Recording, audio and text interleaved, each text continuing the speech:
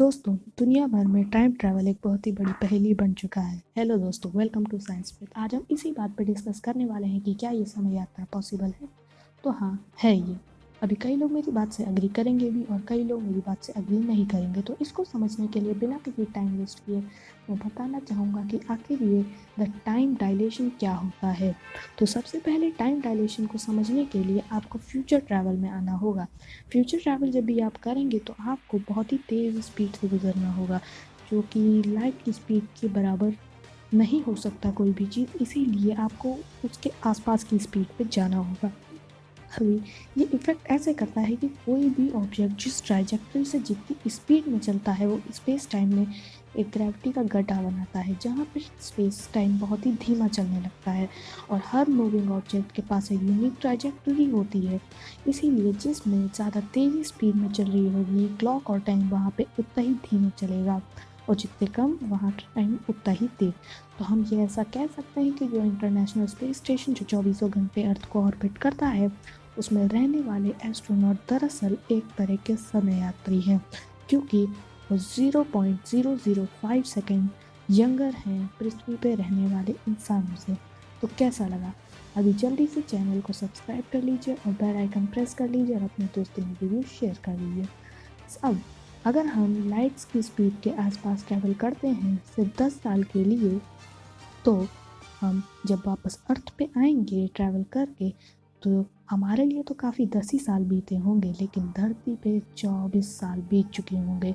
यानी आप 14 साल आगे की धरती पे आ जाओगे। आपने वो इंटरस्टेलर मूवी तो देखी ही होगी, अगर नहीं देखी है तो मैं बता दूँ। इंटरस्टेलर मूवी पे आपको दिखाया जाता है कि कुछ लोग एक प्लैनेट जो कि एक बहुत ही बड़े से ब्लैक होल को ऑर्बिट कर रहा होता है, वहाँ आ जाते हैं और वो प्लैनेट भी 55% ऑफ लाइट स्पीड से ऑर्बिट कर रहा होता है और गैरगैंचुअन जो ब्लैक होल होता है वो खुद 99.8% ऑफ लाइट स्पीड से रेट कर रहा होता है। तो जब वो वहाँ कुछ टाइम बिता के वापस अपने स्पेस क्राफ्ट में लौटते हैं, तो वहाँ देखते हैं कि 24 साल वापस पास हो गए। ये कोई मिथ नहीं है दोस्तों, ये सही की साइंटिफिक कैलकुलेशंस हैं। ऐसी जगहों पे 60,000 गुना धीमा चलता है समय, लेकिन जो उस प्लैनेट पे होंगे उनको ये बात बिल्कुल भी नहीं पता चलेगी, वो बिल्कुल नॉर्मल समझेंगे। तो अभी आप जल्दी से सब्सक्राइब कर लीजिए चैनल को और लाइक कर दीजिए वीडियो को अगर आपको पसंद आ रहा हो, और अपने दोस्तों में शेयर करना ना भूलें। तो सबसे पहले ये जाने कि ऐसा आखिर होता क्यों है कि तेज़ स्पीड की ऑब्जेक्ट में धीमा क्यों आता है समय। तो सबसे पहले ये देखिए, एक फोटोन है, इसको कहते हैं फ्रीक्वेंसी ऑफ मोशन।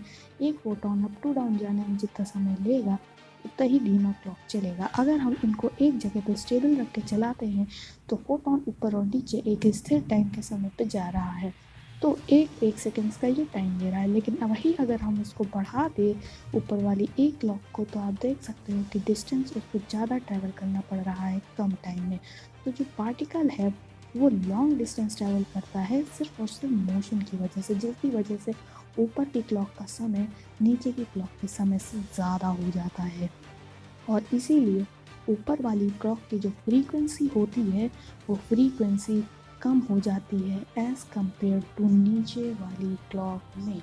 तो भाई ये तो हो गई फ्यूचर ट्रैवल की बात। अब क्या हम कभी भी अपने पास्ट में ट्रैवल कर पाएंगे? तो अगर भाई हम पास्ट में ट्रैवल कर सकते हैं तो सबसे पहले एग्जाम्पल देखो। अगर मान लीजिए आपके पास एक टाइम मशीन है, उस टाइम मशीन को आपने ही बनाया है, उसके बाद आप आते हो और उस टाइम मशीन को आके इस्तेमाल करते हो, बटन दबाते ही आप अपने दादा परदादाओं के ज़माने में चले जाते हो।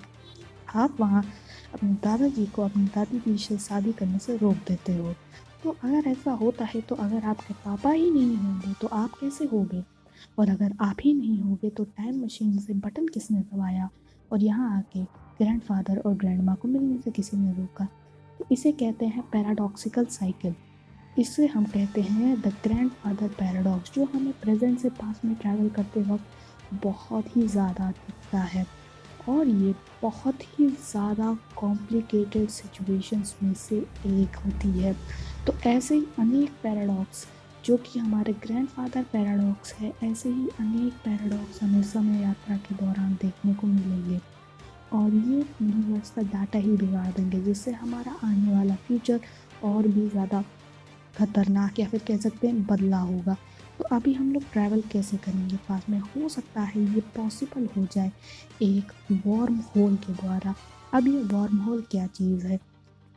वार्म होल दरअसल स्पेस में एक ऐसा होल होता है जो स्पेस के किसी भी दो साइड्स को एक जगह से कनेक्ट कर देता है। मतलब एक में जाओगे तो दूसरी जगह से बाहर आओगे। It's like just teleportation. और महान साइंटिस्ट एल्बर्ट आइंस्टाइन ने जो थ्योरी दी थी उसके मुताबिक इन वार्म होल्स को सच भी मानती हैं। लेकिन हाँ, ये बात सच है कि किसी ने आज तक इनको देखा नहीं है, या फिर ये आज तक किसी को नहीं पता कि इस वार्म होल दिखते कैसे हैं।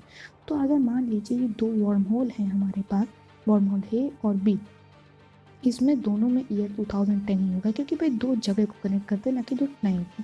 एक वार्म होल को ले जाके हम किसी सुपरमैसिव ब्लैक होल के पास रख देते हैं कुछ समय के लिए, 4 साल के लिए, और फिर उसके बाद हम उस ब्लैक होल से वार्म होल उठा के वापस अपने वार्म होल ए के पास ले आते हैं।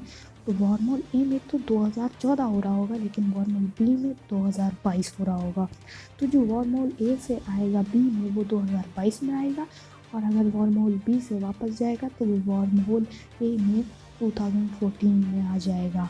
हो सकता है ऐसे समय यात्रा पॉसिबल हो जाए और आप एक समय यात्री बन जाओ, 2022 से 2014 में जाओ, लेकिन ईयर 2010 से 14 के बीच का गैप आप कवर नहीं कर पाओगे। तो कमेंट सेक्शन में हमें ज़रूर बताएं कि आपको ये वीडियो कैसा लगा। अपने दोस्तों से शेयर करने का बिल्कुल भी ना भूलें, और जल्दी से हमारे इस चैनल को सब्सक्राइब कर लें और अपना सपोर्ट दिखाएं।